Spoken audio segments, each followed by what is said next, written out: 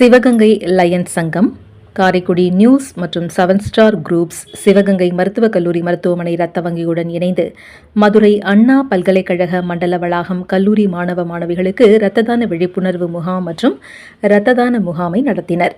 Sivaganga Lions சங்கத்தின் தலைவர் line Viswanathan ஏற்பாட்டில் லயன்ஸ் மாவட்ட ஆளுநர் தேர்வு PMJFCA டி செல்வம் தலைமை விருந்தினர் மற்றும் சிறப்பு விருந்தினர்களாக அண்ணா பல்கலைக்கழக மண்டல வளாக முதல்வர் டாக்டர் லிங்கதுரை, 2ஆம் துணை ஆளுநர் தேர்வு MJFC மணிகண்டன், GLT நியமனம் MJF Stalin Arokiyaraj, DC Arun, lion MSK Muthupandian ஆகியோர் கலந்து கொண்டனர். அண்ணா பல்கலைக்கழக மண்டல வளாகம் ORC ஒருங்கிணைப்பாளர்கள் doctor P Prabhakaran, doctor S Solaiyappan ஆகியோர் கலந்து கொண்டனர். சிவகங்கை மருத்துவக் கல்லூரி மருத்துவமனை இரத்த வங்கி ஒருங்கிணைப்பாளர் சூசை, தஸ்தாகீர், டாக்டர் அனிதா ஆகியோரின் ஒருங்கிணைப்புடன் வெகு சிறப்பாக நடைபெற்றது.